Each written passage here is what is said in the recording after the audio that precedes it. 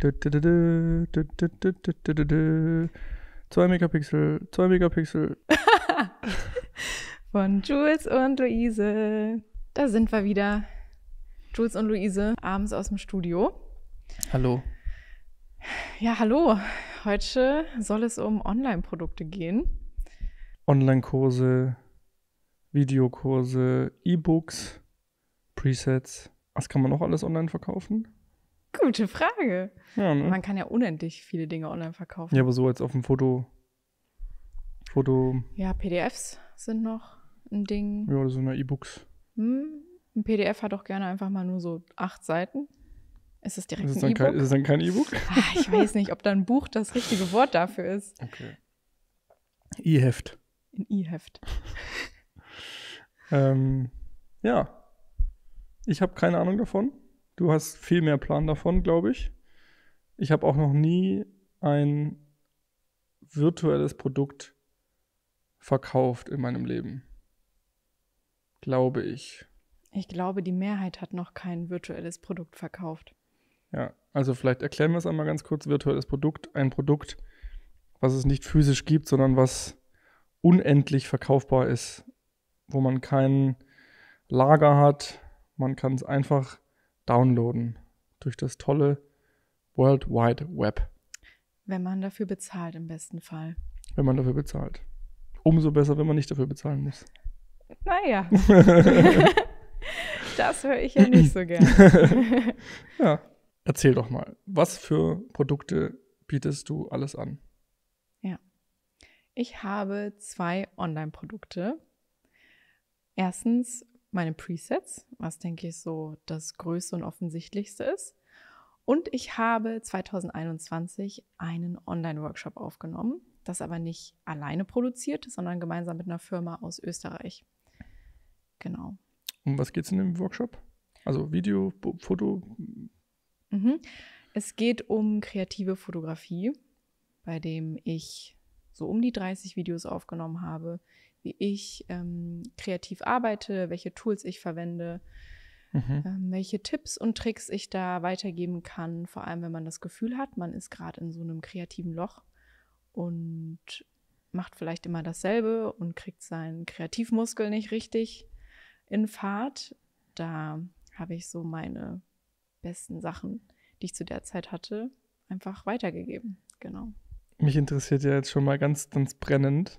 Ich weiß, du wirst mir nicht sagen, wie viel du von was verkauft hast, aber wenn du eine grobe Zahl sagen würdest, wie viele Downloads, egal welches Produkt, zusammen hast du schon verkauft? Also man muss dazu sagen, ich habe auch noch viele andere Online-Produkte erstellt. Nicht für mich, aber wir bleiben jetzt mal bei denen, die ich, ja. Würde ich sagen, Pi mal Daumen 3000. 3000. Ich wüsste ehrlich gesagt gar nicht, ob ich jetzt mehr oder weniger gedacht hätte. Ja. Also weniger vielleicht nicht, aber mehr. Und wie gesagt, Angaben ohne Gewähr, aber ich glaube, das kommt so ungefähr hin. Ja, wenn man auch Workshop und Presets zusammenrechnet. Und was war das für eine Zusammenarbeit? Also wie entsteht sowas? Das war wahrscheinlich dein erstes Produkt oder hattest du davor schon Presets? Davor hatte ich keine Presets. Davor habe ich nur für andere Leute Online-Produkte erstellt. Ja. Und dieses Projekt kam im Endeffekt durch die Firma, die ich schon länger kannte. Wir waren auch schon länger im Austausch. Ich habe auch so für die schon ein paar Sachen gemacht. Und diese Firma hat eine Lernplattform gegründet für Anfänger in der Fotografie. Anfänger und Anfängerinnen. Und im Endeffekt gibt es da Videos zu Blitzen, also wirklich so die absoluten Basics oder wie du deine Kamera einstellst, was ISO und Verschlusszeit ist und so weiter. Und genau, dann war halt das Thema Kreativität gefragt, ob man dazu nicht einen Kurs aufnehmen kann. Und dadurch, dass ich die schon länger kannte, auch durch meine alten Arbeitgeber, ja, haben wir dann länger drüber gesprochen, ob ich mir das vorstellen kann, wie das Ganze funktioniert, sodass es für mich passt und auch für sie. Und genau, habe dann im Jahr 2021 diesen Workshop aufgenommen, in dem ich dann auch tatsächlich nach Wien gereist bin. Und ich war dann da, ich glaube, 1,5 Wochen. Und jeden Tag haben wir dann wirklich auch Videos aufgenommen, mal Outdoor, mal Indoor, sowohl Praxisteil als auch Theorieteil. Genau, aber es ist wie gesagt jetzt auch schon wieder ein paar Jahre her. Und ich würde natürlich jetzt auch einige Dinge anders machen, aber ist ja oft so. Und warst du da auch involviert im Inhalt? Also was passiert in diesen Videos, um welche Themen geht? Oder warst du eigentlich nur Testimonial, weil du halt Reichweite hast und Menschen dich kennen? Absolut Ersteres. Also ich habe mir die ganzen Inhalte natürlich auch ausgedacht. Und was hat die Firma dann gemacht? Das produziert. Okay. Also mich gefilmt, sowohl um das Videomaterial gekümmert, als auch um Ton, Schnitt. Aber nichts inhaltlich sozusagen? Nichts Inhaltliches, okay. genau. Verstehe. Aber es ist natürlich wahnsinnig viel Arbeit, also alleine so ein Online-Produkt mit einer Verkaufsseite anzulegen, einzupflegen in ein Shop-System, dann Newsletter rauszuschicken und so weiter. Ja. Da dieses Konstrukt dahinter, oder wenn man das mit einem Eisberg vergleicht, habe ich halt wirklich nur diese Spitze gemacht, die dann quasi oben aus dem Wasser rausragt. Und dieser ganze untere Teil, also das ist dann auch tatsächlich das, was die ganze Arbeit ist bei einem Online-Produkt, das hat dann halt die Firma übernommen. Mhm. Und dementsprechend ist es dann natürlich auch so, dass viele, viele Prozente nicht zu mir gehen, sondern zu der Firma. Das heißt, du kannst das jetzt über deine Präsenz verkaufen, diesen Kurs, und die kriegen eine Kommission davon, oder wie läuft das? Ja, im Endeffekt verkaufen die das ja über ihre Plattform und ich bekomme prozentuale Anteile pro Verkauf. Verstehe. Ja. Okay. Und dann hast du irgendwann auch Presets. Das heikle Thema, wo sich auch die Meinungen sehr unterscheiden, oder? Ja, da scheiden sich die Geister. Scheiden sich die Geister darüber? Ja. Woher kam der Impuls, Presets zu machen? Natürlich vor allem durch meine alten Arbeitgeber, Julia und Jill, ich habe es dir schon ein paar Mal gesagt, die selber wahnsinnig viel Online-Produkte anbieten und da eine riesen Community haben. Und wenn man 2 Jahre sich damit umgibt täglich, natürlich versteht man dann das Handwerk und überlegt auch, wie man das selber an sich anwenden kann.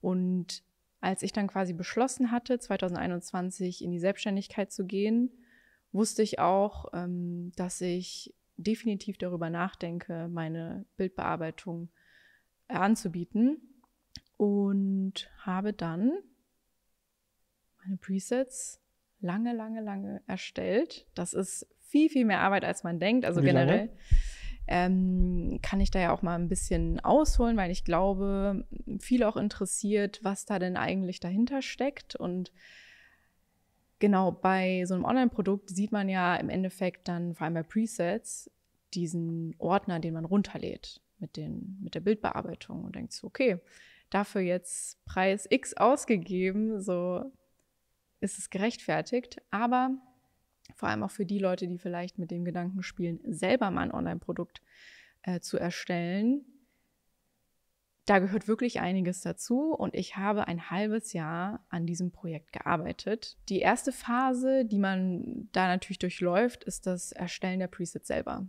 Und die müssen sehr oft getestet werden. Nicht nur an den eigenen Fotos, sondern natürlich auch an RAW-Bildern von anderen Leuten.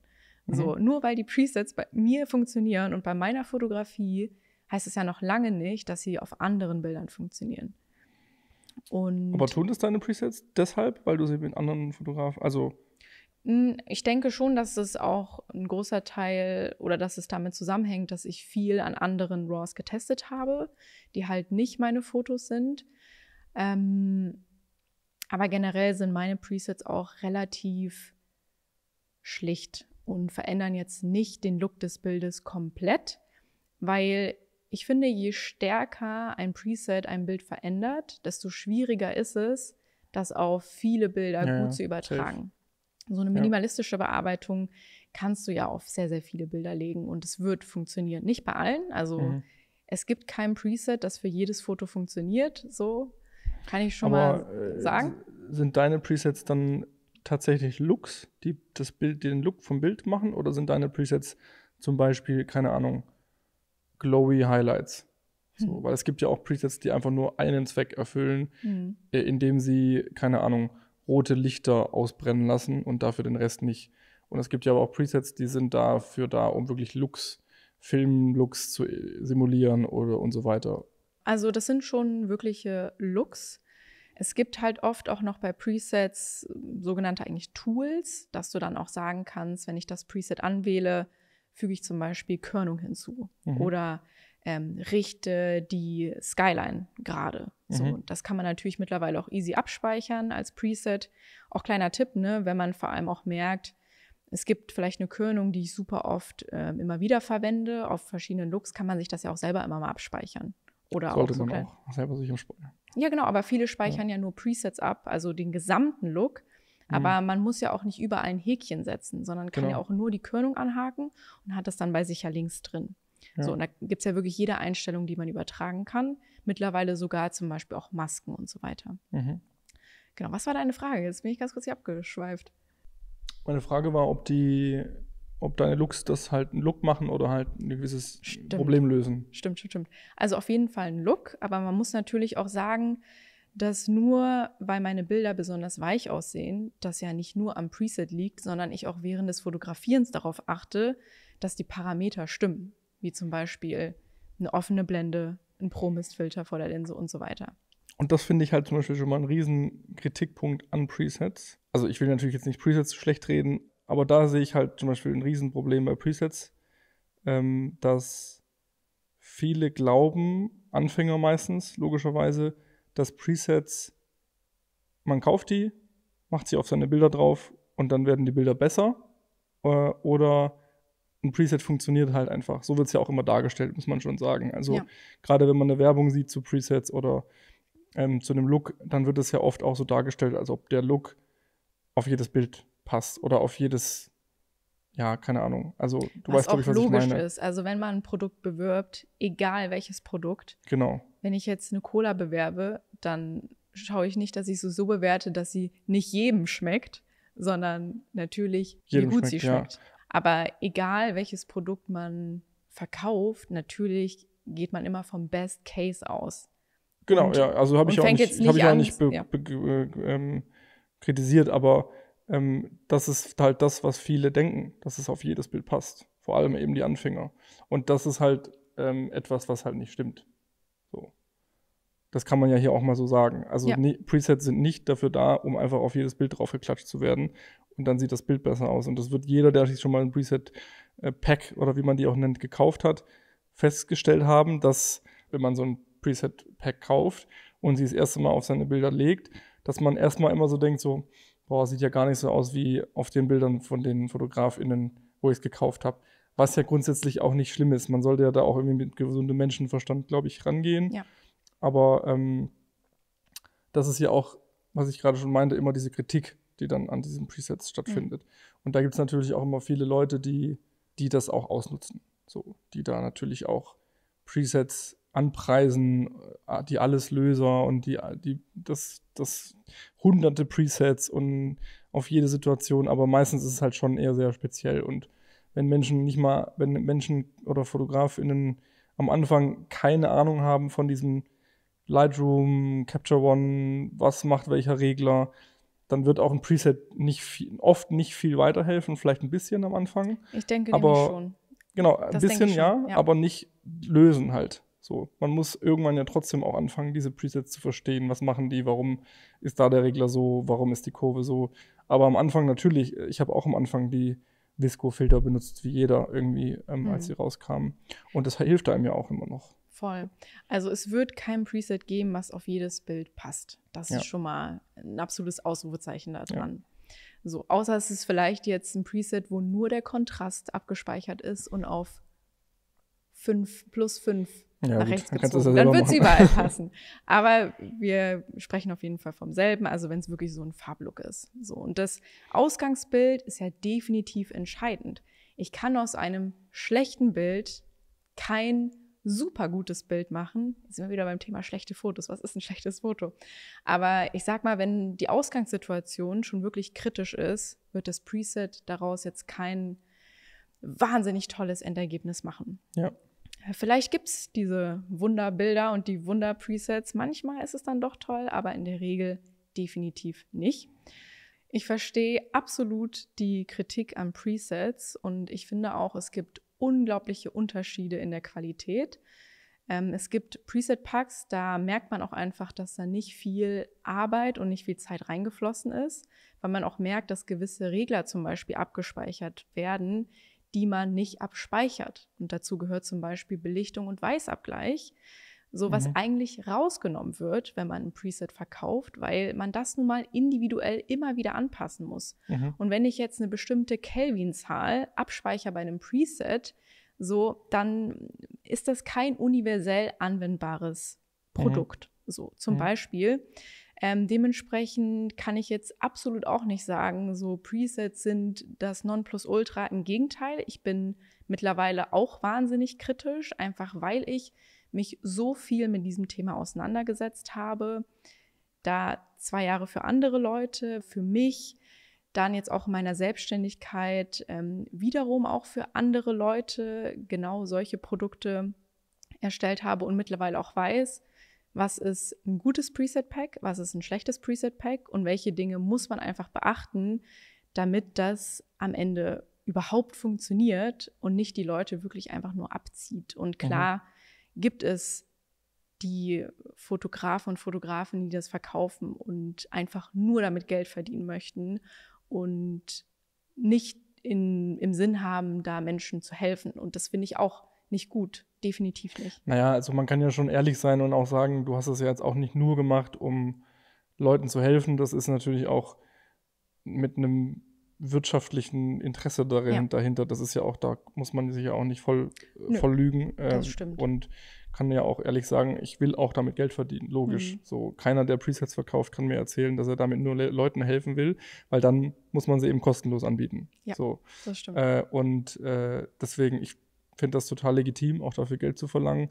Natürlich gibt es auch da Grenzen, wo es auch Richtung Scam dann geht und so. Das kennen wir auch alle. Aber ich habe absolut nichts gegen Presets. Also ich habe auch noch nie dagegen gehatet. So, es gibt ja auch sehr viele, damit die da fängst du auch nicht an. Nö, also wie gesagt, ich habe damals mir die Visco Lux, das sind so Filmemulatoren gewesen, die halt irgendwie so, die hießen dann sowieso Filme, wie so Analogfilme.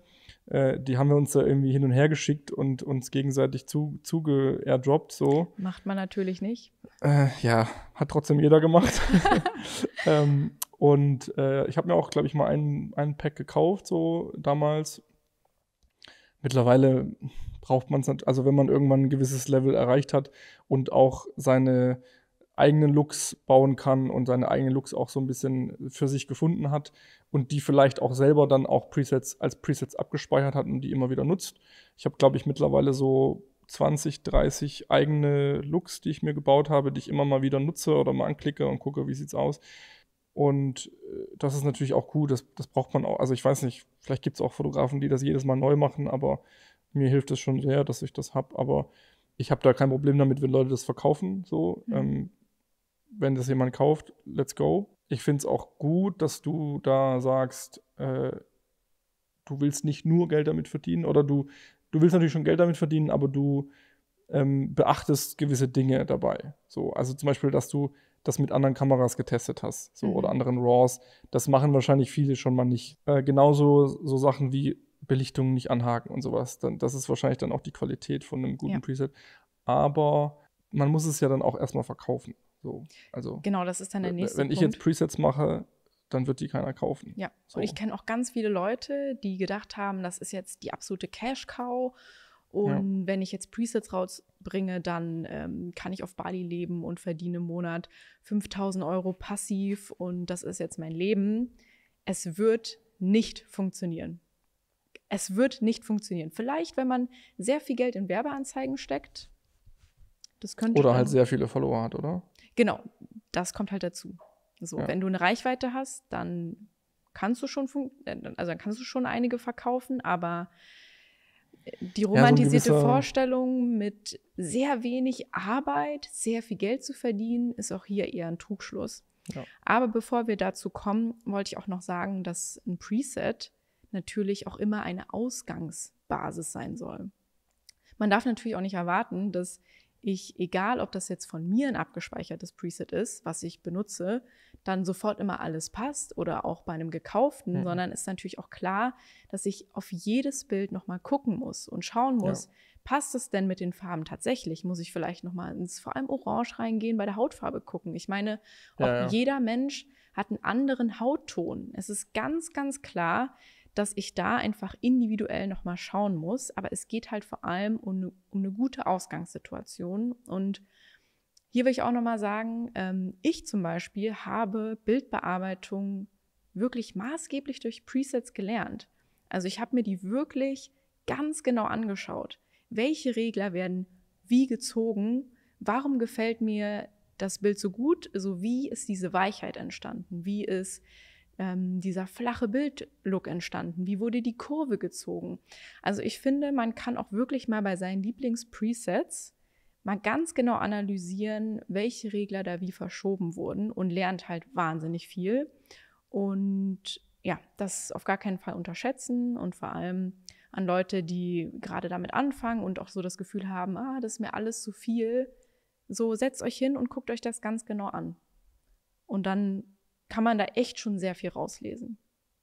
Ich überlege gerade, ob ich damals dieses ganze Zeug mit Presets gelernt habe oder ob ich sie mir selber beigebracht habe, in Anführungszeichen. Ich glaube, ich habe es mir selber beigebracht, aber auch natürlich mit YouTube-Videos und so. Also ich glaube, ich habe damals mir Videos angeguckt, wo Menschen die Regler erklärt haben und erklärt haben, was welcher Regler macht. Okay. Und so kann man es natürlich auch lernen. Ja. So. Wenn man sich ein Preset kauft, ich weiß auch noch, da war ich so 18, 19, 20, da hat es angefangen, dass es so die ersten Lightroom-Sachen gab. Da habe ich das schon echt nicht gecheckt so. Also da habe ich halt ein Preset da irgendwie drauf geklatscht, aber ich wusste nicht, was jetzt da die Kurve macht oder was genau das bedeutet. Ja. Wenn man das halt nicht versteht, was ja auch viele Anfänger einfach nicht verstehen, was ja auch legitim ist, wenn man sich damit noch nicht beschäftigt hat, wie jetzt ein Kanal und was genau der Unterschied zwischen einer Tonwertkorrektur und einer Kurve ist, dann, ja, weiß ich nicht, muss man sich wahrscheinlich auch trotzdem noch ein YouTube-Video darüber angucken, was genau jetzt überhaupt eine Tonwertkorrektur ist. Weil dann bringt der ja auch nichts, diesen Regler hin und her zu schieben vom Preset, wenn du nicht weißt, was der tut. Also du siehst natürlich schon, was passiert, aber man sieht halt, was passiert. Was technisch dahinter passiert, versteht man dann wahrscheinlich trotzdem nicht. Die Frage ist, ob man jetzt überall immer wissen muss, was da tatsächlich technisch passiert, ins kleinste Detail. Aber natürlich kann ich vor allem durch eine Bildbearbeitung ja ein Bild auch doch nochmal sehr verändern und das wirklich für mich nutzen. Und dementsprechend hilft das wahnsinnig, sich damit auch auseinanderzusetzen und nicht nur mit okay, wie kann ich jetzt nochmal meine Einstellung verändern oder wie kann ich jetzt nochmal das Set verändern? So alles wichtig. Aber natürlich ist die Postproduktion auch ein großer Teil, vor allem für uns professionelle Fotografen und Fotografinnen. Ja, also das kann man ja auch mal sagen, ne? Also auch Profis benutzen Presets. Ob eine Postproduktion, also eine Firma, die Postproduktion macht, Presets nutzt, glaube ich, eher weniger. Kann aber auch sein, kann ich nicht viel, habe ich keine Erfahrung zu, aber ich glaube schon viele Fotografen, vor allem die halt einfach ihren Look schon gefunden haben, die haben da ihre paar Presets für sich gebaut, auch die sie dann erstmal drauflegen und gucken. Also ich nutze das auch oft für so Inspirationen, wie ein Foto vielleicht aussehen könnte, weil ich weniger in Strecken fotografiere, sondern eher in einzelnen Fotos und für mich dann jedes Foto einzeln auch so als eigenes Bild steht. Und aber auch, wenn man eine Strecke fotografiert, eine geschlossene, dann kann ja ein Preset oder ein Look auch gut sein, um so eine rote Grundlinie da drin zu haben. Natürlich nicht eine rote Linie, aber so, so ein Grundstein irgendwie, oder du weißt, was ich meine. Ja. Und lass uns mal ganz kurz von Presets wegkommen. Hast du auch schon mal so PDFs und so verkauft und so E-Book-mäßig? Nein. So. Das ist ja dann so Tutorial oder so, ne? Oder was wird da? Ja, also habe ich auch nichts gegen, wenn Leute das machen. Du kannst halt dann zum Beispiel es wird oft genannt Guide, kannst einen Guide erstellen für, ich sag mal, Datensicherung. Und dann schreibst du halt alle deine Tipps auf, was du jetzt zum Thema Datensicherung weißt und weitergeben möchtest. Und ja, hast dann zum Beispiel da 20 Seiten und verkaufst das für 25 € und dann können Leute sich das einfach runterladen, durchlesen Und selbstverständlich kann man sich darüber streiten, ob es da nicht auch einfach ein YouTube-Video gibt und so weiter. Aber ich muss sagen, wenn das ein Fotograf oder eine Fotografin erstellt, zu der ich wirklich aufschaue, der oder die ein erfolgreiches Business hat und wo ich der Überzeugung bin, die wird das mit der Datensicherung wirklich gut können, finde ich es auch absolut okay, dann dafür zu bezahlen, um mir dieses Wissen zu holen. Genau, und das gibt es natürlich für jeden Bereich. Also es gibt Leute, die erstellen PDFs zum Thema Posing oder zu natürlich Lichtsetzung, auch wahnsinnig gefragt, wo es dann ein 50-seitiges PDF gibt mit ganz verschiedenen Softbox-Stellungen und so weiter. Ja, also ich bin da, glaube ich, eher eine Person, die zu geizig dafür ist auch, dafür Geld auszugeben. Warum? Ich weiß nicht, ich habe schon so in mir drin so ein bisschen, das liegt vielleicht auch daran, dass ich halt in einer Zeit geboren bin ich bin in einer Zeit groß geworden, da war ich so 15, 16, 17, da habe ich das erste Mal mit Computern richtig zu tun gehabt, das war 2005 ungefähr, 2006, da war halt diese ganze kostenlose Internetwelt so ein Riesenthema, also da gab es diese ganzen illegalen Musikplattformen, wo du Musik runterladen konntest. Da gab es noch keine Abos oder Streaming, da hast du halt alles runtergeladen. Auch illegal. So, das war einfach die Zeit damals. Und das hat, ich glaube, auch bei vielen meiner Kollegen in meinem Alter ganz tiefe Spuren hinterlassen, dass das Internet eben kostenlos ist. So. Und heutzutage, ich habe auch mein Spotify-Abo und ich habe auch mein was weiß ich, Abo, wo ich Geld dafür bezahle. Aber wenn es um so Sachen wie Wissen geht, Tutorials, da sehe ich irgendwie nicht ein, Geld zu bezahlen. Ich guck dann lieber 2-3 Stunden länger auf YouTube rum, bis ich genau das Tutorial finde, was ich suche.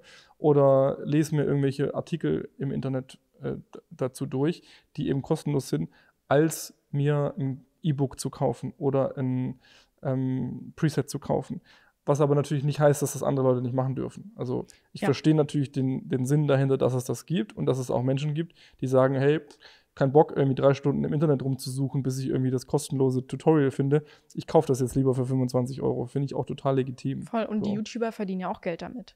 Genau, die verdienen natürlich auf einem anderen Weg Geld damit. Du bezahlst ja dann nicht mit Geld, aber, sondern quasi mit deiner Identität und schaust dir die Werbung an zum Beispiel. Genau, aber wenn ich jetzt, also ich habe jetzt von Geld gesprochen gerade so.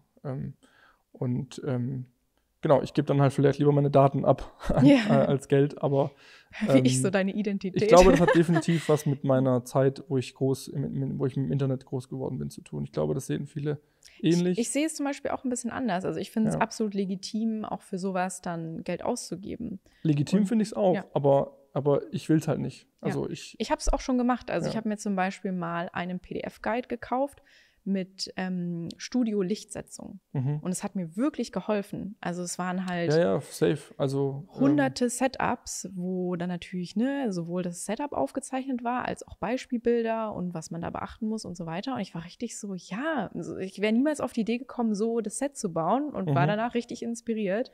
Safe. Und habe dann natürlich auch, das ist von einer Fashion-Fotografin gewesen, einfach von ihrem Wissen profitiert. Und die ist zum Beispiel niemand, der jetzt YouTube-Videos aufnimmt, sondern also nicht jede Person, die in einem Bereich viel Wissen hat, will sich jetzt vor eine Kamera setzen und das in einem YouTube-Video erklären. Aber für sie war es halt eine gute Möglichkeit, einfach das anhand eines PDFs alles mal aufzuschreiben und dann halt rauszugeben.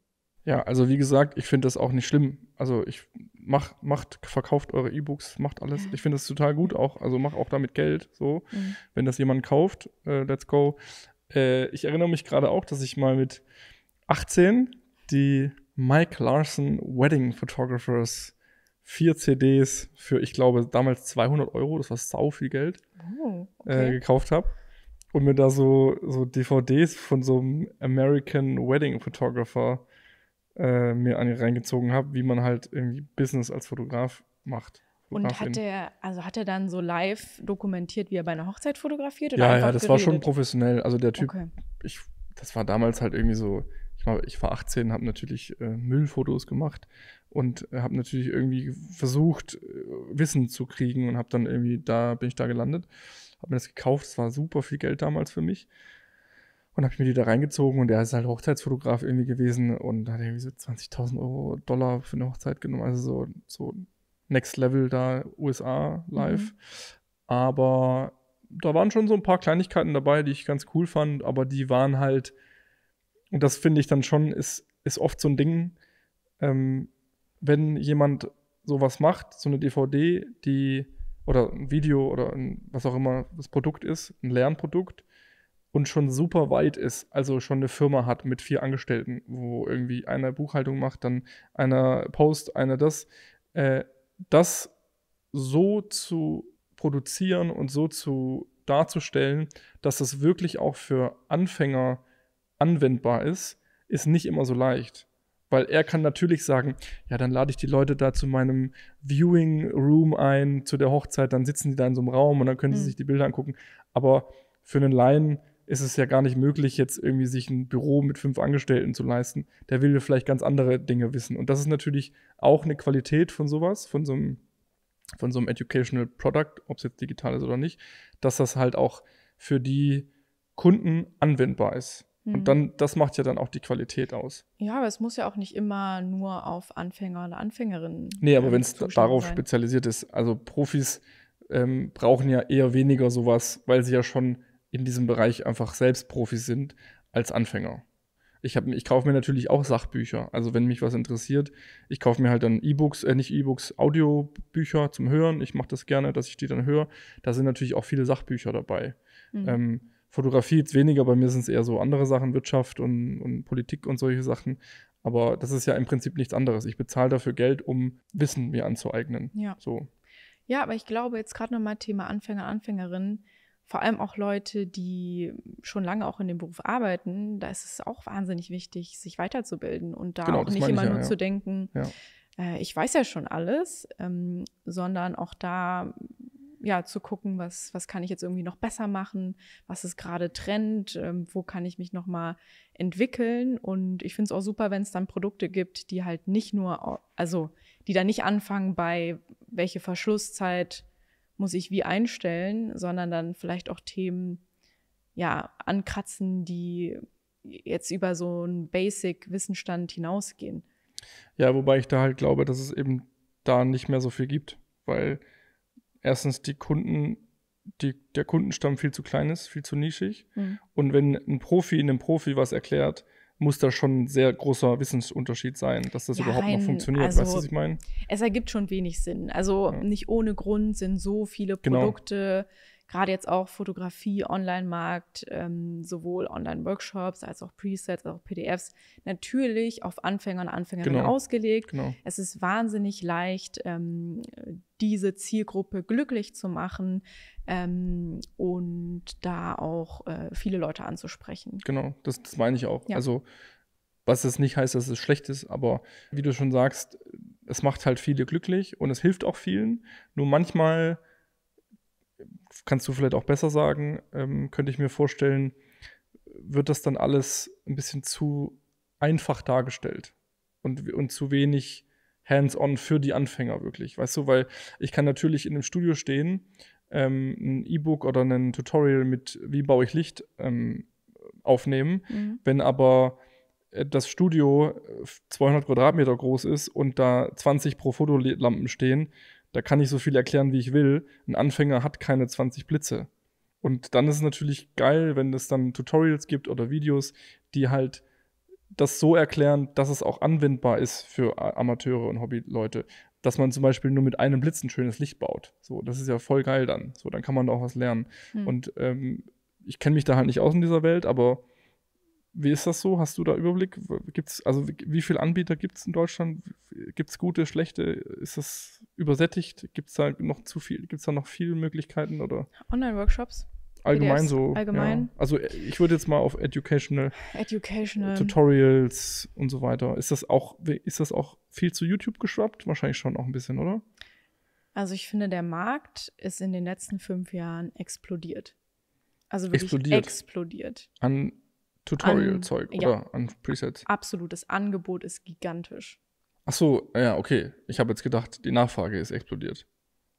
Die Nachfrage scheint ja auch da zu sein. Sonst würde es Also nicht so explodieren. mit Markt ist explodiert, meinst du jetzt gerade, das Angebot ist Das explodiert? Angebot ist explodiert. Okay, ja. Es gibt super viele Leute, die Online-Produkte erstellen, verkaufen, Plattformen aus dem Boden stampfen, vor allem in der Kreativbranche. Also nicht mehr nur die einzelnen Künstler und Künstlerinnen bringen jetzt ihre Produkte raus, sondern es gibt ja auch wahnsinnig viele Firmen, die verstanden haben, also damit können wir wirklich wahnsinnig viel Geld verdienen. Aus vielen Gründen, wir können ja auch gerne jetzt mal so ein bisschen noch tiefer reingehen. So Online-Produkte haben nun mal wahnsinnig viele Vorteile, vor allem gegenüber physischen Produkten. Und das fängt schon mal damit an, dass man das einmal erstellt. Man muss wirklich einmal Energie und Zeit investieren. Und dann, wenn man es fertig hat, so ist es da. Das bedeutet nicht, dass man danach nie wieder Arbeit damit hat, das will ich jetzt auch nicht sagen.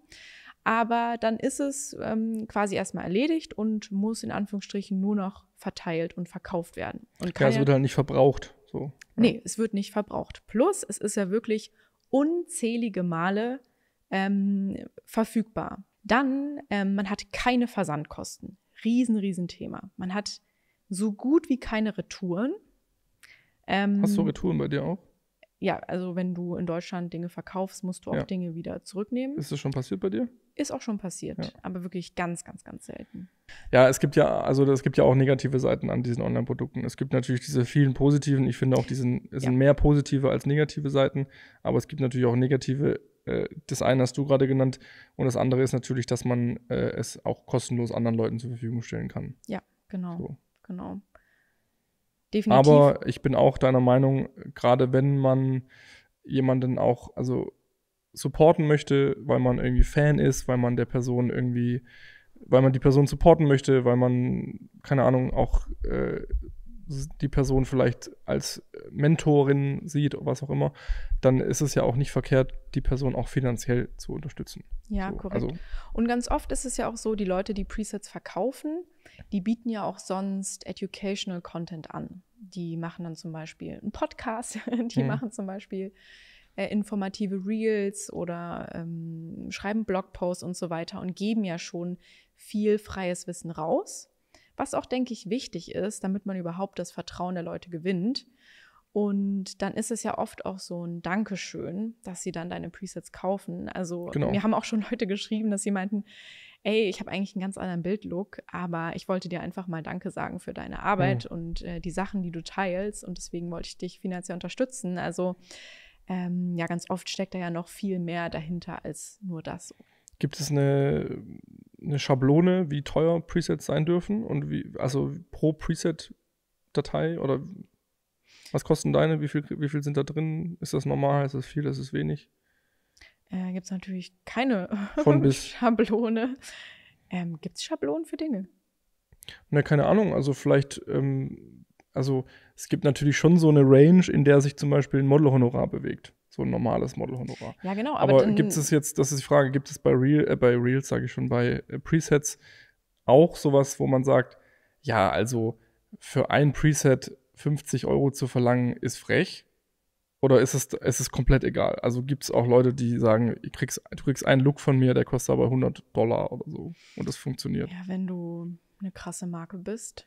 Also es ist scheißegal. Ja. Also okay. Ich finde generell, was sich Leute halt für ein Standing erarbeiten, dann kannst du natürlich auch deine Produkte dementsprechend hochpreisig anbieten. Aber ich sag mal so, ein Preset-Pack mit jetzt zum Beispiel 10 Presets kostet so um die 50 bis 100 €. Bei dir jetzt zum Beispiel? Ja, meine Presets kosten 79 € aktuell. Genau, aber es gibt natürlich auch Preset-Packs, die werden für 3 € auf Etsy verkauft. Also ist jetzt wirklich ganz schwierig so zu beantworten. Und ich denke, da muss jeder, der das machen möchte, auch in sich reinfühlen, was sich da richtig anfühlt. Und ich muss sagen, es würde sich jetzt für mich nicht gut anfühlen, meinen Preset-Pack für 10 € zu verkaufen. Natürlich habe ich den Preis selber in der Hand, ich könnte das machen. Aber man gibt ja so einem Produkt dadurch auch einen gewissen Wert. Und man muss ja auch dazu sagen, dass ich ja auch Kosten habe mit so einem Produkt, ne? Also ich meine, alleine Es kostet so eine Webseite Geld, wo eine Verkaufsseite gehostet wird, aber auch der Anbieter, über den ich die Presets verkaufe, kostet Geld. Natürlich meine Arbeitszeit, davon mal ganz abgesehen, die da reingeflossen ist.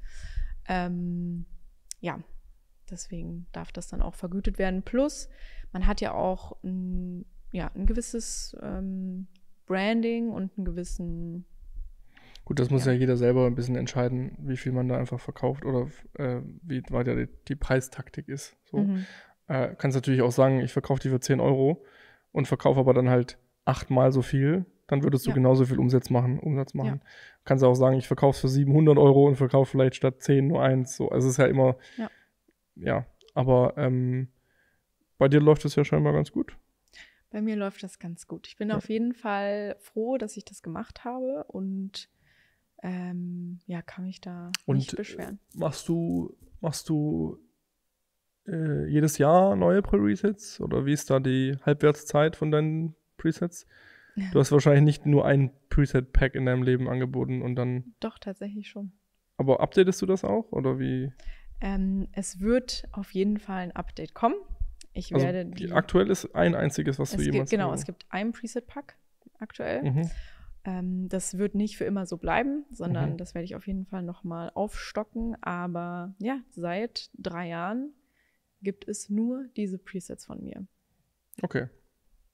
Aber natürlich, man entwickelt sich auch und hoffentlich. Ich habe definitiv auch schon viele, viele neue Entwürfe bei mir in meinem Lightroom-Katalog. Jetzt sind wir ein bisschen wieder Richtung Presets abgerutscht, aber was mir gerade einfällt, ist, dass ja unser Podcast eigentlich auch ein Online-Produkt ist. Ja. So. Wir könnten es auch verkaufen. Gibt es ja tatsächlich. Bei Spotify, haben wir letztens gesehen, könnten wir sogar sagen, ihr müsst ein Abo abschließen, damit ihr unseren Podcast hören könnt. Und dementsprechend würden wir dann ein Online-Produkt verkaufen. Ja, ich frage mich gerade, ob wir aktuell schon ein Online-Produkt Nee. Aktuell kostet es noch kein Geld und wir verdienen auch noch kein Geld damit. Ja, wir stecken nur sehr viel Geld hier rein. Muss man natürlich auch mal sagen, dass das alles auch Geld kostet, ne? Ja, man muss natürlich auch dazu sagen, dass wir den Podcast in erster Linie machen, weil wir Bock drauf haben, aber auch irgendwann dran denken müssen, da unsere Ausgaben zumindest wieder reinzukriegen. Und wir haben jetzt diese wunderschönen Mikrofone gekauft. Ja. Wer diese kennt, weiß auch, wie teuer sie sind. Deswegen, das ist natürlich dann auch, und das ist ja bei jedem Online-Produkt oder bei jedem Produkt generell so, man muss natürlich seine Ausgaben da auch wieder reinkriegen. So. Sonst ist es halt wirtschaftlich auch einfach, jeder Mensch, der YouTube macht und genug Klicks hat, denkt irgendwann zumindest darüber nach, wenn er das Angebot bekommt, soll ich da Werbung schalten oder nicht? Ich finde es auch wirklich richtig. Es ist richtig, aber es gibt natürlich auch viele, die sagen, nö, so, ich biete mein Wissen kostenlos an. Ist ja auch sehr ehrenwert, das zu tun. So, aber es ist auch nichts verwerflich daran, sein Wissen für Geld preiszugeben. Absolut nicht. Und was aber natürlich auch noch gibt, und da ist dann auch so eine Linie zu ziehen, glaube ich, ist eben Scam. So. Und da gibt es ja auch schon sehr viel, und das ist leider auch, finde ich, das, was dieses ganze Thema so schlecht oft macht, dass es eben Scam gibt und der oft nicht sehr leicht zu unterscheiden ist zwischen dem guten Scheiß, so, den qualitativen Sachen. Und dem wirklichen Scheiß. Und dem Scheiß halt so. Und leider leben wir halt in einer Zeit von Social Media und Social Media Ads vor allem, die durch psychologische Tricks, was auch immer, sehr, sehr gut gemacht sind und da halt auch einfach sehr viel Geld einspielen für Dinge, die eigentlich Schrott sind. So. Menschen, die einem versprechen, in einem Monat verdienst du 20.000 Euro im Monat, die einem irgendwelche, was auch immer Sachen versprechen. Und am Ende geht es eigentlich nur darum, diesen Kurs zu verkaufen oder ein Abo zu verkaufen. Und das ist natürlich nicht so nice. Und ich glaube, da gibt es eben auch viele, die PDFs, E-Books, Mittlerweile ja auch schon mit KI geschrieben, einfach runtergerotzt, nicht mal selbst nachgedacht, sondern einfach KI-generierte Texte als E-Books verkaufen. Kleine Side-Note, ich glaube vor kurzem, als dieses ganze KI-ChatGPT-Thema so aufkam, hat Amazon E-Books für Kinderbücher gesperrt, weil einfach der Markt überschwemmt wurde von KI-generierten Kinderbüchern, weil einfach Leute dann schreib mir eine Kinderstory bei ChatGPT eingetragen. Und das ist natürlich auch nicht Sinn der Sache. So, also das ist halt dann auch, und das verschwimmt aber natürlich immer mehr so und es ist auch nicht leicht, vor allem für Anfänger, das auseinanderzuhalten. Ich behaupte, dass ich mittlerweile relativ gut einen KI-generierten Text zum Beispiel von einem echten unterscheiden kann und auch die Qualität ansehen kann. Aber gerade Anfänger können das halt nicht. So, und die fallen halt da leider oft auf diese Scams dann halt rein. So, und das ist natürlich sehr schade. So, weil dann, und die KI wird jeden Tag besser. Gefühlt jede Minute besser. Genau. Wie lange kann man das noch unterscheiden? Ja. Also das wird bald überhaupt nicht mehr möglich sein, bin ich mir sehr sicher. Und es gibt ja auch Menschen, die jetzt nicht unbedingt mit KI das machen, aber die zum Beispiel kopieren. So, die nehmen sich dann Textbausteine aus verschiedenen Themen, kopieren die einfach rein. Und das ist natürlich dann auch so eine Praxis, die vielleicht nicht so cool ist, aber ich weiß nicht, vielleicht kannst du das besser sagen. So, was gibt man den Leuten auf dem Weg, die am Anfang sind, die sich schon, sage ich mal, bereit dazu fühlen, Geld auch auszugeben für Wissen. Woran kann man denn unterscheiden, ob was gut oder schlecht ist? Kann man es unterscheiden? Ist es schwierig? Ja, also das habe ich auch schon mal in einer anderen Podcast-Folge gesagt. Was ich immer sehr, sehr wichtig finde, ist so ein bisschen zu gucken, die Person, die mir das verkauft, arbeitet die wirklich in der Branche? Und das ist auch wirklich so ein Kritikpunkt, den ich selber habe an einige Leute, dass ich mir manchmal denke, da wird ein Riesenkurs zum Beispiel aufgenommen über so funktioniert das Business. Und dann guckt man mal so ein bisschen hinter die Kulissen und dann hat die Person aber zum Beispiel selber nie erfolgreich gearbeitet. Und dann sehe ich sowas auch wahnsinnig kritisch, zumal solche großen Kurse zum Beispiel auch so viel Geld kosten. Natürlich kann der Kurs trotzdem super sein, tolle Inhalte und so weiter, aber ich würde da immer so ein bisschen aufpassen, wie vertrauenswürdig eine Quelle tatsächlich ist, weil der Online-Markt ist nun mal sehr beliebt und da verdienen Leute wirklich viel, viel Geld mit. Und auch gerade in der Kreativbranche bekomme ich halt mit, dass Leute ihr Handwerk komplett aufgeben, um in diesem Online-Markt halt wirklich durchzustarten zu 100%. Ja, aber das finde ich dann halt ein bisschen blöd, wenn das so nicht kommuniziert wird, wenn dann weiterhin behauptet wird, ich bin die große Fotografin, aber eigentlich ist man ja nur noch, in Anführungsstrichen nur noch, eine Person, die halt online präsent ist, über Dinge erzählt, die dann quasi auch recherchiert sind durch andere Videos und Sachen. Genau. Das ist jetzt so Educational Content. Ich würde jetzt nicht sagen, dass man, also meiner Meinung nach, kannst du vielleicht anders sehen, dass man Fotografin sein muss, um ein Preset zu verkaufen. Nee, aber wenn irgendjemand geile Presets baut und die verkaufen will und die verkaufen kann, dann let's go. Ja.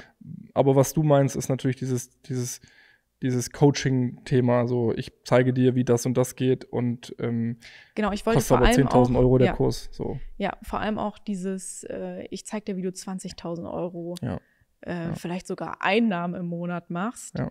So, okay, wer ist er, dass er oder sie, dass man das wirklich so felsenfest behaupten kann? So ist der Person das selber tatsächlich schon mal so gelungen, unabhängig von diesem Online-Business. Die behaupten das halt, dass sie das können oder dass es denen gelungen ist. Genau, vielleicht verdienen sie halt das Geld mit den Online-Produkten, die sie verkaufen.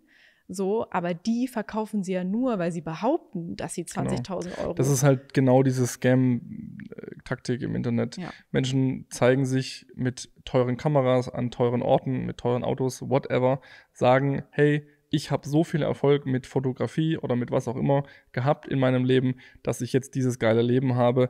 Willst du das auch? Und das ist natürlich, da fällt man so schnell drauf rein. Und das ist halt, finde ich, auch ein guter Tipp. auf sowas, also einfach ein bisschen nachdenken und denken so, wie realistisch ist es oder wie toll hört sich das gerade an, und wenn es sich zu toll anhört, ist es meistens nicht wahr. Ja. Und mir fällt gerade ein, was ich zum Beispiel sehr gut finde, es gibt so eine Plattform, Udemy, ich weiß nicht, wie man sie ausspricht. Das ist so eine Plattform einfach für so Kurse, für Online-Kurse. Und ich finde das ziemlich cool, weil die sind bezahlbar. Ich glaube, ich weiß nicht gerade, ob es ein Abo-Modell ist oder ob man sich die einzelnen Kurse kaufen kann. Vielleicht gibt es auch beides. Aber da finde ich zum Beispiel, das ist halt eine Plattform, wo jeder Kurse anbieten kann. Und dadurch entsteht so eine natürliche Auslese. Also ein guter Kurs, ich habe mir da vor einem halben Jahr so einen KI-Kurs gekauft über Midjourney und über ChatGPT. Der wurde irgendwie 11.000 Mal gekauft oder sowas und hat halt 5-Sterne-Bewertung gehabt. Dann ist für mich viel klarer, dass der gut sein muss, und der war auch wirklich gut, als jetzt jemand, der 5.000 verkauft hat, aber nur so eine 2-Sterne-Bewertung hat. So. Okay, also kann ich jetzt auch einen Kurs aufnehmen und dort veröffentlichen? Ja, genau, mit Kapiteln und alles. Das ist wirklich eine Plattform, um dieses Ich glaube, ich Online-Kurs-Ding habe es doch schon mal gesehen. zu machen. Das ist super, ja. Und das kann ich sehr empfehlen, gerade wenn man halt Qualität sucht. Und da gibt es auch von, wie schneide ich meine Pflanzen, bis zu, wie werde ich Geschäftsführer, so gefühlt. Jede Art von Tutorial ist super geil. Und ich würde auch die Finger von so Instagram-Ads lassen. Also wenn ich das sehe schon, da klicke ich, kannst du nicht ernst nehmen. So.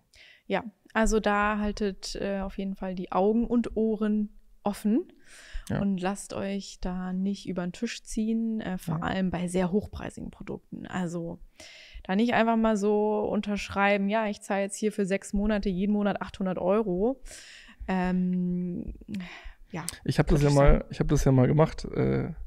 Ich habe mal so, hat jetzt nichts mit Fotografie zu tun, aber ich habe mal so einen Scam-Instagram-Dude mal so getan, als habe ich Interesse. So. Und bin diesen ganzen Weg gegangen. Also ich habe quasi dem geschrieben, meinte so, hey, ich würde auch gerne 10.000 € im Monat, was auch immer das Versprechen war. Dann hat sich seine Assistentin bei mir erstmal gemeldet, so von wegen, er ist zu busy, er hat keine Zeit. Erstmal einen Call mit der Assistentin. Dann habe ich mit irgendeiner Holländerin einen Call gehabt. Die hat mir dann so Fragen gestellt von wegen, warum sollte er dich als Mentor zulassen? Also so Scarcity-Taktik. Du musst erst eine Prüfung bestehen, um überhaupt von ihm angenommen zu werden. Was natürlich bei Menschen, die das wirklich wollen, auslöst, okay, der nimmt mich vielleicht gar nicht, da muss ich mich jetzt anstrengen. Und dann habe ich halt so getan, als ob ich irgendwie so verzweifelter Mensch wäre, der jetzt irgendwie schnell Geld machen will. Und dann hat sie gemeint, okay, jetzt warten wir mal kurz, ich spreche mit ihm und ob er dann ans Telefon geht und so. Und dann, natürlich ist er ans Telefon gegangen, dann saß er da an irgendeinem Balkon in Dubai, so, und hat mich dann gefragt, mir ist alles egal, aber eine Frage möchte ich dir stellen. Warum soll ich dich teachen? Und ich war nur so, Bro. Und hab dann irgendeine Geschichte aufgetischt. Und dann ging es los, sofort mit Geld. So. Dann hat die mir gesagt, ja, der Kurs kostet 50.000 €. Das musst du vorher überweisen. Dann kriegst du von so und so, wie auch immer er hieß, die Unterlagen für das Coaching geschickt. 50.000 €. Ich habe dann gesagt, sorry, habe ich nicht so viel. Und da ist das erste Mal so richtig krass klar gewesen, dass es Scam ist, weil sie dann meinte, wie viel hast du denn? So, und dann meinte ich so, ja, ich habe so 5.000. Und dann meinte sie, okay, dann überweis erstmal die 5.000 und dann den Rest, wenn dann dein Business läuft. So. Und dann habe ich einen Überweisungs-Screenshot gefälscht mit 5.000 €, habe denen geschickt. Boah, du hast das ja richtig Ich habe das richtig genommen. durchgespielt, ja. Wow, Dann habe ich so einen Überweisungsschein gefälscht, habe 5.000 € draufgeschrieben, habe es denen geschickt. Die haben es mir natürlich sofort abgekauft. Und dann habe ich Zugang zu so einem richtig schlechten PDF zusammengerotzt bekommen und wurde in so eine WhatsApp-Gruppe, wo 10 Leute drin waren, eingeladen. Und ich war so, okay. Und dafür zahlen Menschen halt jetzt wirklich leider, weil sie halt darauf reinfallen, so viel Geld und werden das nie wieder zurückbekommen, selbst wenn sie nicht zufrieden sind, weil er kann ja sagen, hey, ich habe dir die Materialien zur Verfügung gestellt und es kostet eben so viel. Und wenn du das halt mit 100 Leuten machst, die dir 50 oder was auch immer, wie viel Geld 1.000 € geben, dann hast du natürlich Cash gemacht. So. Und wenn es irgendwann nicht mehr läuft, dann ist halt vorbei. Aber es ist leider sehr, sehr traurig, dass das passiert. Deswegen davor, wenn sich was zu schön anhört, um wahr zu sein, nicht machen. Ja, richtig schlimm, finde ich sowas. Ja. Also, ja, dann wird so richtig die Naivität der Menschen und auch dieser Wunsch, ja, einen gewissen Beruf auszuüben, so ausgenutzt. Ja, und vor allem, ich finde auch, um mal wieder zurückzukommen, gerade so Online-Produkte, ob es jetzt Presets sind, ob es jetzt Tutorials sind oder E-Books oder PDFs, die sind nicht teuer heutzutage. Also wenn jemand ein Preset-Pack verkauft für 500 €, dann auch da wäre ich ein bisschen stutzig. Und da würde ich mir ehrlicherweise lieber überlegen, ist mir das jetzt die 500 € wirklich wert? Sollte es nicht sein, meiner Meinung nach. Oder suche ich lieber nochmal woanders ein paar Presets, die vielleicht nur 80 € kosten. Also wirklich so. Auch wenn ein PDF irgendwie, keine Ahnung, 500 € kosten soll, dann wäre ich da eher stutzig. Weil die besten Bücher der Welt kosten nicht mehr als 100 €. So. Die besten Sachbücher der Welt kosten nicht mehr als 100 €. Und wenn jemand ein Produkt verkauft, was wirklich gut ist, dann ist die Person eigentlich auch so professionell, um einzuschätzen, wie viele verkaufe ich davon, wie teuer darf es sein, um auch wirklich Menschen das zu ermöglichen, das zu kaufen. So, und diese Waage zu finden. Wenn jemand aber ein E-Book für 1.000 € anbietet, das ist eigentlich, also das. Ja, das ist natürlich. Ja, du weißt, was ich meine. Ja. Das kann eigentlich nicht wahr sein. Also es gibt trotzdem wahrscheinlich Leute, die es kaufen würden. Safe, ja. Also ich glaube, wenn jetzt zum Beispiel, keine Ahnung, Justin Bieber ein E-Book verkaufen würde für 1.000 €, wird das wahrscheinlich sehr oft gekauft. Ob der Preis dann gerechtfertigt ist, wahrscheinlich nicht. Aber es gibt natürlich auch Menschen, die einfach so einen Status haben, so eine Präsenz, die können absurde Preise bei Dingen aufrufen, wo man sich manchmal so denkt, Halleluja. Ja, safe. Und Justin Bieber. Jetzt Wie werde ich Justin Bieber? Justin Bieber Biografie-E-Book. Ja, aber sowas kostet ja dann auch nicht, das kostet ja dann auch meistens eher so 30, 40 € maximal so ein Buch. Biografien und so weiter, Bestseller. Und wenn man sich daran ein bisschen orientiert, finde ich, funktioniert das schon ganz gut. Ja. Willst du mal ein Online-Produkt rausbringen, Jules? Ich habe schon öfter mal überlegt, so was man machen könnte, wenn es Richtung so Educational Content geht, aber muss auch gestehen, erstens, ich habe die Zeit nicht dafür, um sowas zu erstellen. Es ist einfach sau viel Arbeit und es muss halt dann auch gut werden.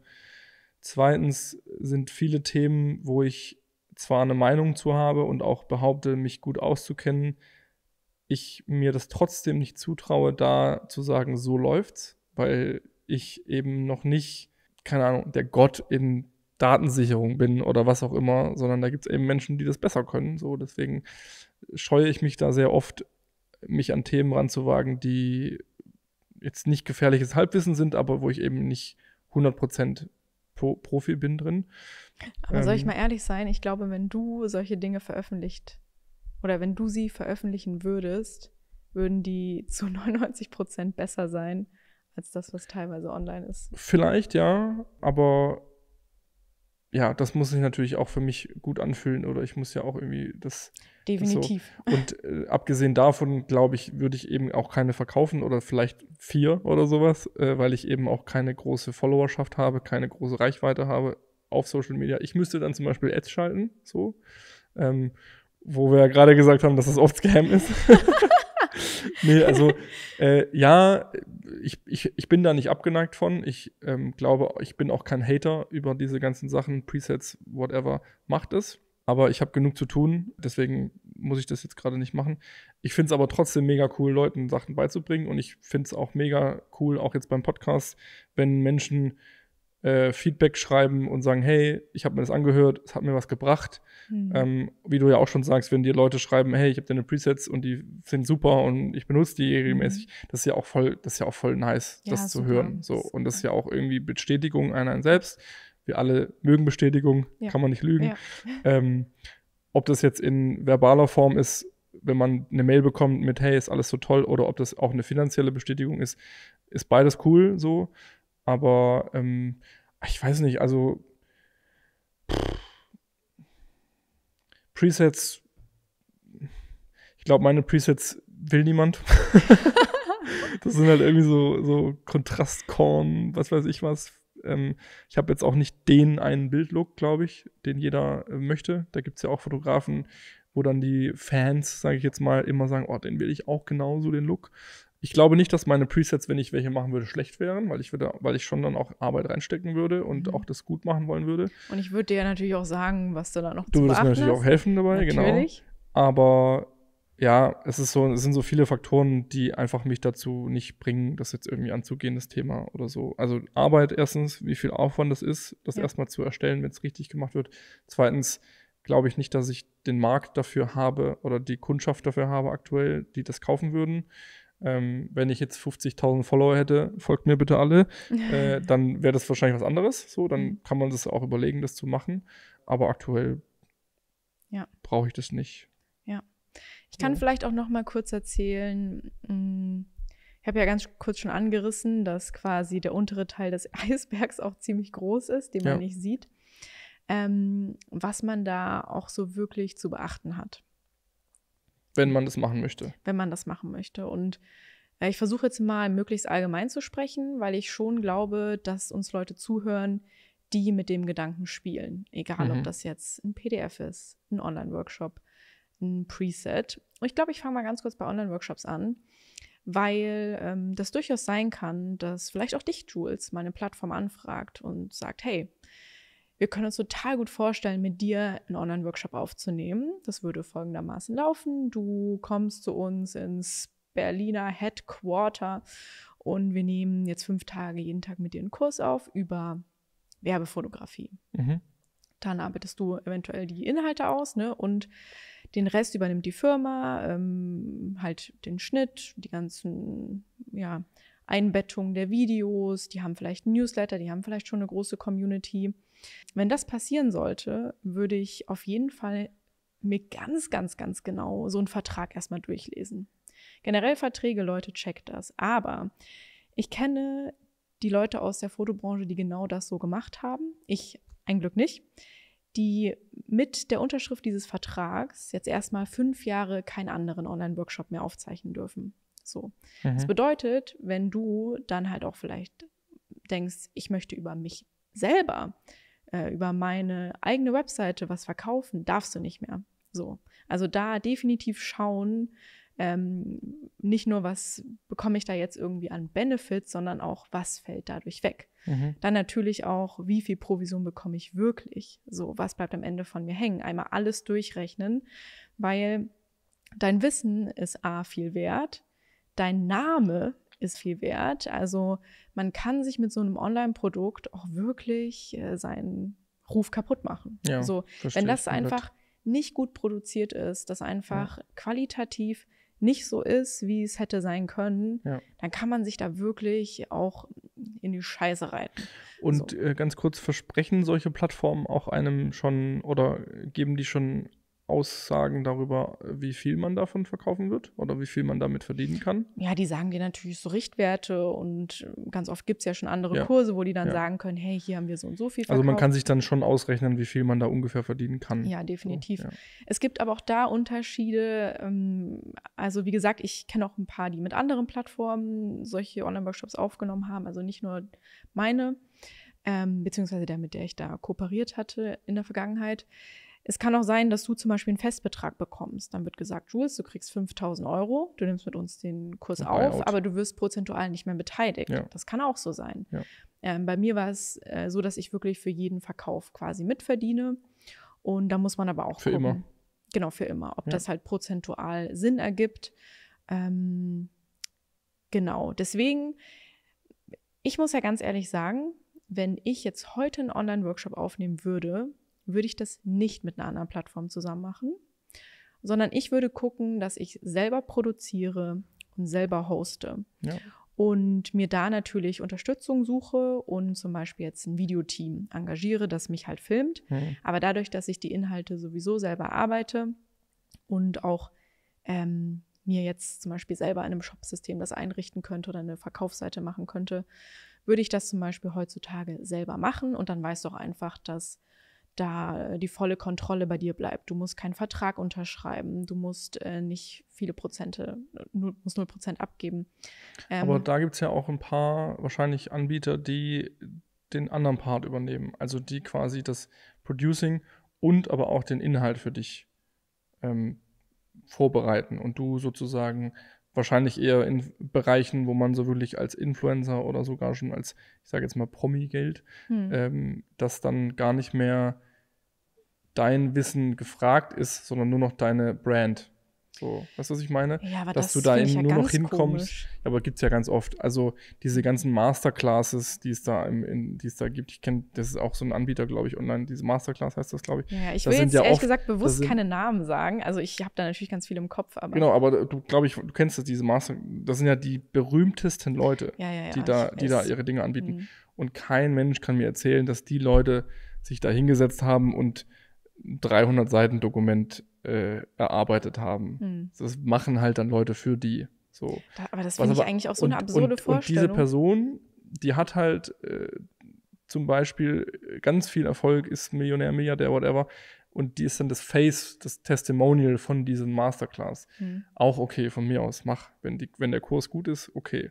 Aber das gibt es natürlich auch. Also ich wollte nur mal sagen, dass es das natürlich auch gibt. Dass es eben schon vorerarbeitetes Material gibt und dann nur noch jemand kommt, einem als Testimonial das zu verkaufen. So. Ja, aber angenommen, also ich verkaufe in meinem Namen einen Online-Workshop und das ist nicht mein Wissen, das finde ich schon wirklich krass. Also du hast natürlich recht, es kann sehr gut sein, dass die Inhalte nicht selber erstellt haben. Aber das finde ich ja so absurd. So, dann. Ja, ist halt so Markenbotschaftermäßig dann, ne? Das ist halt dann. Aber du verkaufst es ja als dein Wissen. Du sagst Ja, ja aber dann. die Person hat ja schon das Wissen dann. Weißt du, also die Person, die das Testimonial dahinter ist, die ist ja schon erfolgreich in dem, was sie gemacht hat oder macht. Deswegen, die weiß das ja schon, aber die hat eben die Strukturierung, den Inhalt nicht erarbeitet. Das ist ja nicht so, dass die Person das einfach blind dahin redet, ohne dass sie weiß, was sie da erzählt. So. Ja, genau. Aber das mal so zu Online-Workshops auf jeden Fall würde ich, wenn dann, jetzt selber machen. Und natürlich kostet es alles auch Geld, sich da jetzt ein Filmteam zu holen, die es eventuell noch schneiden und auch so ein Shop-System, da geht es jetzt auch direkt weiter. Kann ich vielleicht auch so ein bisschen eine Brücke schlagen zu Presets.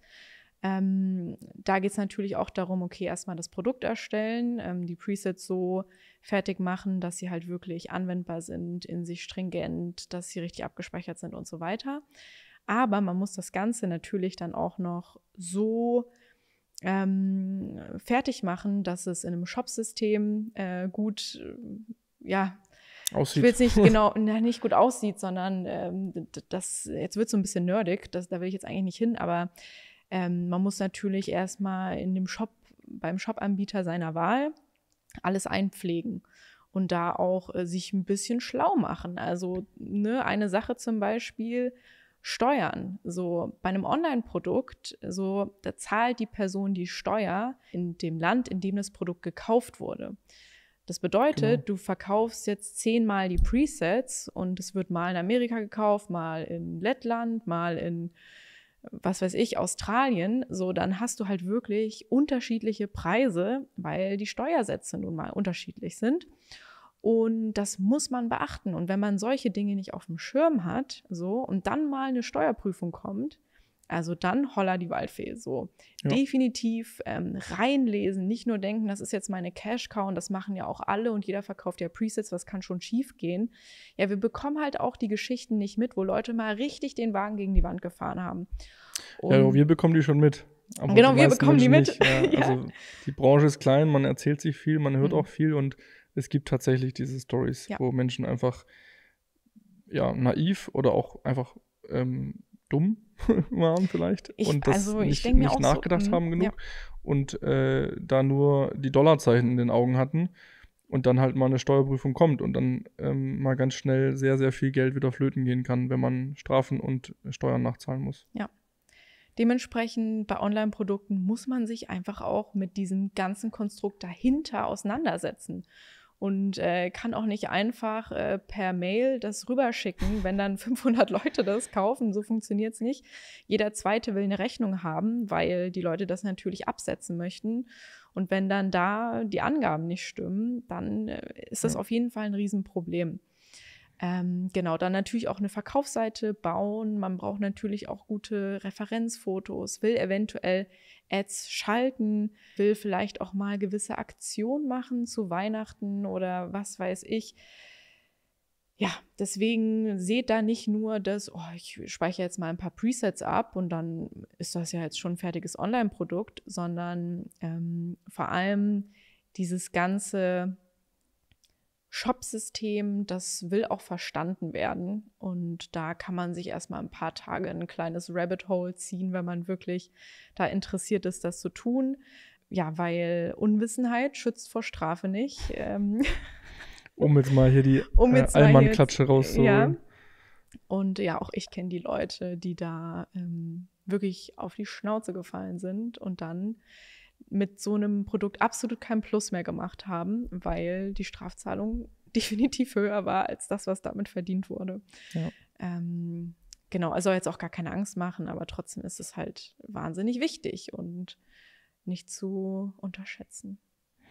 Ja, und man kann ja auch, also wenn man jetzt, sage ich mal, von dem allem, was du gerade erklärt hast, Angst hat und keine Lust drauf hat oder sich damit nicht beschäftigen will, es gibt ja schon dann auch so andere Wege. Also wie gesagt, es gibt immer noch YouTube. Man kann sein Wissen auch auf YouTube hochladen. Es ist natürlich deutlich schwerer, damit Geld zu verdienen auf solchen Plattformen heutzutage.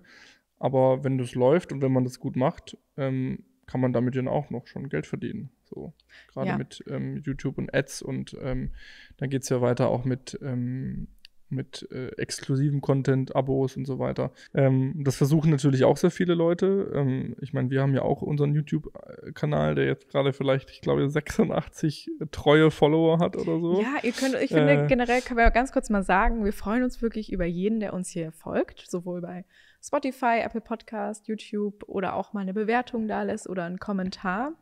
Wir lesen wirklich alles und zeigen uns das dann immer auch so gegenseitig. Also unterschätzt es nicht und wir freuen uns da wahnsinnig, wenn ihr da uns einen Kommentar oder einfach ein Like da lasst. Das ist unser Treibstoff. Ja, wirklich. So, wir müssen ja auch überlegen, ob wir das jetzt hier weitermachen, das Projekt. Ja.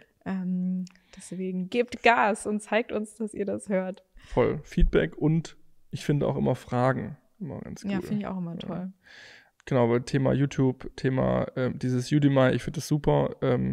Aber auch das ist Arbeit. Auch ein YouTube-Video zu machen, ist auch viel Arbeit. Das darf man eben nicht unterschätzen.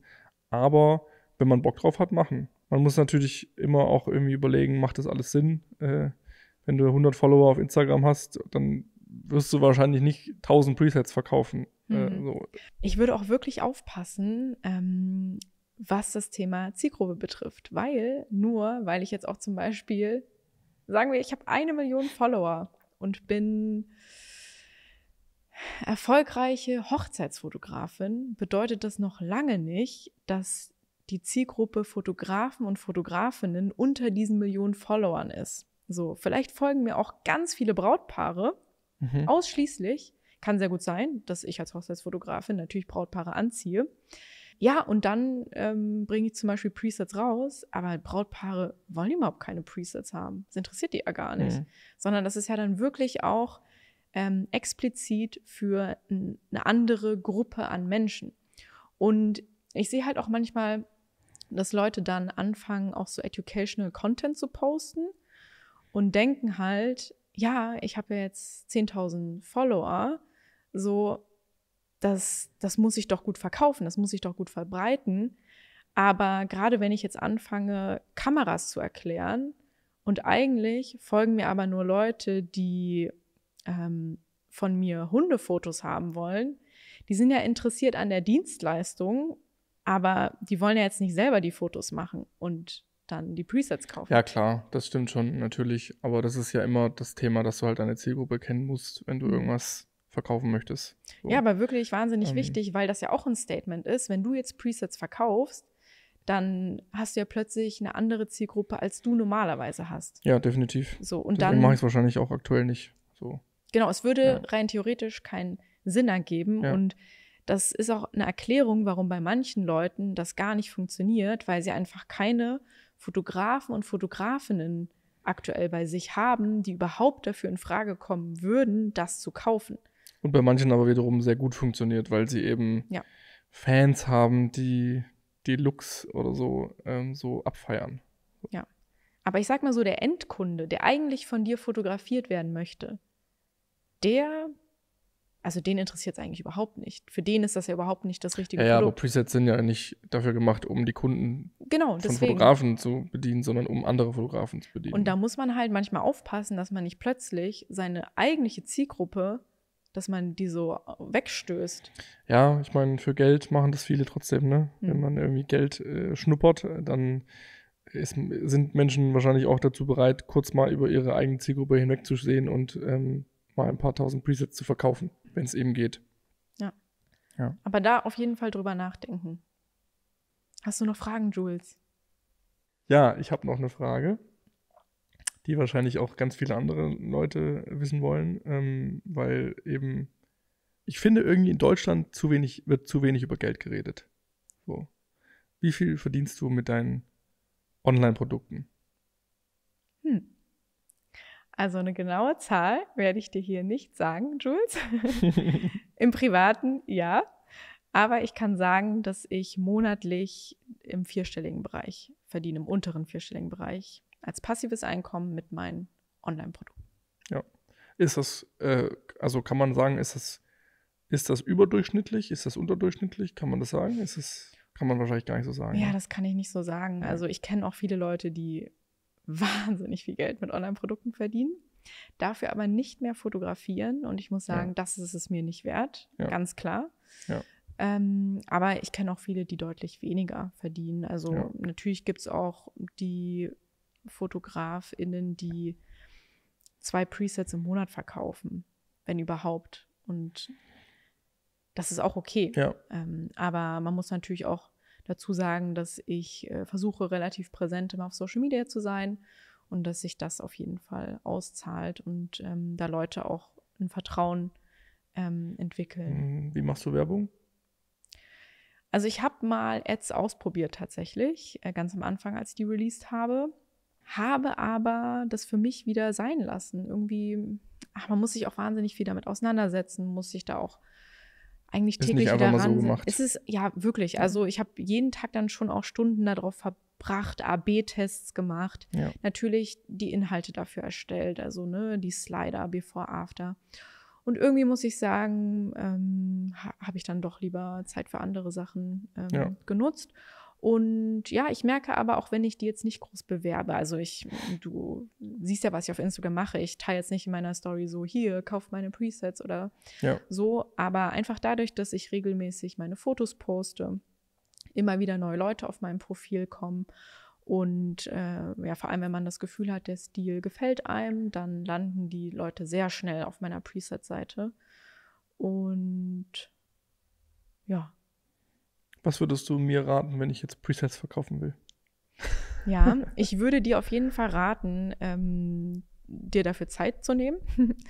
Und wenn du selber schon Presets gekauft hast, da auch einmal genau zu checken, was hat dir gut gefallen, was hat dir nicht gut gefallen. Also welche Presets bereust du heute gekauft zu haben und warum? Und welche Presets nutzt du nach wie vor gerne und warum? Okay, ich habe noch nicht so viel gekauft, aber so, ich meine jetzt so diese Vermarktung, also ich habe jetzt, ich glaube 3500 Follower oder so. Bringt mir das überhaupt? Also sollte ich das machen, sollte ich es nicht machen? Ja. Ich glaube, ich weiß die Antwort schon, aber also Jules, ich finde, du könntest das machen. Du würdest auch ein paar verkaufen, keine Frage. Aber ich weiß nicht, ob die Zeit, die du reinsteckst, sich rentiert. Ich glaube nämlich nicht. Ja. Ich glaube, du würdest enttäuscht sein, weil du doch einige Wochen sitzt, bevor du das veröffentlichen wirst, weil du auch ein Mensch bist, dir ist es wichtig, dass es gut ist. Und natürlich kann man innerhalb eines Tages sowas aufsetzen. Weil du auch ein Mensch bist, der scammt. Genau. Nee, ja, das stimmt, das ist ein guter Punkt. Also der Aufwand, der dahinter steckt, auch wahrscheinlich, was ich vorher meinte mit so E-Books und PDFs, der ist es nicht wert, dafür, dass ich dann 10 Stück verkaufe. Nee, das wäre dann doch zu wenig. Genau. Wenn überhaupt 10 Stück. Ja, aber ich denke, es ist immer wichtig, dass man selber auf jeden Fall dahinter steht, sich auch bewusst ist, dass das dann auch mit dir assoziiert wird, selbstverständlich. Und ja, auch diese Basics, welche Regler hake ich wie an. Natürlich auch aktuell ganz wichtig, Thema KI.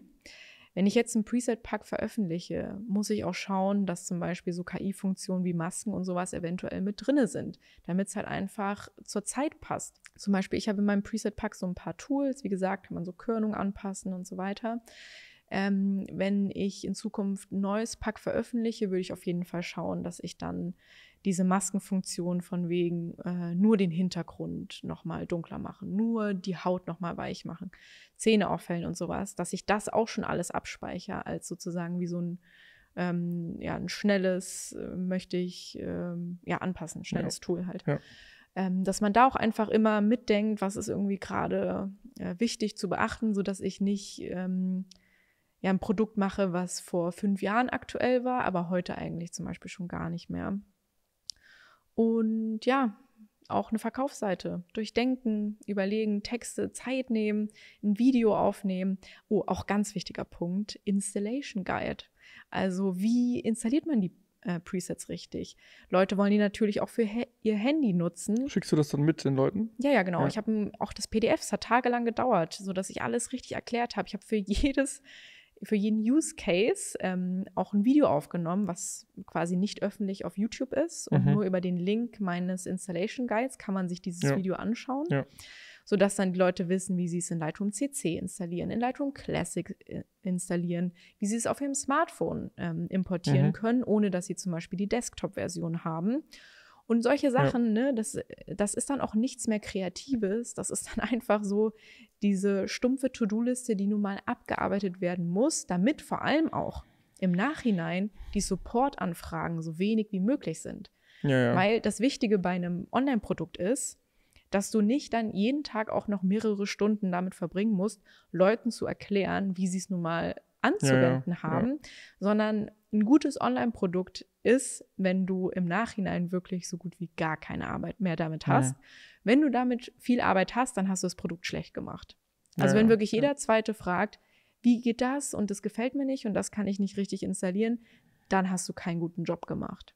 Ja, dann hast du ja auch dann verdienst du ja auch am Ende kein Geld damit, weil du halt Zeit dafür opfern musst, Leuten das zu erklären. Dann bist du ein Callcenter. Also auch da, es ist Qualität Wichtig, reinhängen wie immer. und nicht einfach denken, das wird schon. Ja. Jetzt haben wir schon ein bisschen gelabert hier, ne? Ja, schon. Vielleicht ist es das auch schon. Das ist es, glaube ich, auch, ja. Wenn da Fragen kommen, ich glaube, ich könnte jetzt tatsächlich auch noch ein bisschen weiter quatschen, aber die Frage ist auch also wie tief geht man dann doch noch rein? Ich meine, vor allem Thema Shop-Systeme und so, da kann man schon auch viel zu sagen, aber ich denke, für die Folge jetzt war das schon mal ein gutes Rundum-Ding. Finde ich auch. Hast du was gelernt, Jules? Sonst bin ich immer eher die so zuhört. Schon. Also ich habe davon halt eigentlich gar keinen Plan. So, ich merke natürlich, wie das so um mich rumschwirrt und dann gibt es mal den Fotografen, die Fotografin, die das machen, die haben dann irgendwie ihre 100.000, was auch immer, wie viel Follower. Dann kriegt man natürlich schon auch mal mit, dass sie das irgendwie auch erfolgreich machen. Manche auch glauben, erfolgreich zu machen und dann vom Finanzamt eine Klatsche kriegen. So. Gibt's alles, ja. Habe ich auch alles schon mitbekommen. Ich bin, wie gesagt, aktuell nicht so daran interessiert, das zu machen. Ich fände es aber trotzdem cool, wenn ich das irgendwie machen könnte. So, also wenn ich jetzt wüsste, da warten nur so 10.000 Leute drauf, dass ich Presets endlich mache, natürlich würde ich es machen. Also wäre ich ja doof, wenn ich es nicht machen würde. Aber ich arbeite ja so auch ganz gut und deswegen habe ich da gar keinen Need. Aber ich finde es ein spannendes Thema. Ich finde, man sollte das auch nicht so ganz stumpf verteufeln oder auch in die andere Richtung nur Gutes darin sehen und hochpreisen, sondern auch immer kritisch das begutachten. Aber an sich, wer Presets verkaufen kann, sollte es tun, aber mit Bedacht und Verantwortung auch. Ja, das ist ein schönes Schlusswort. Ja, die kann ich. Sehr gut. Tschüss.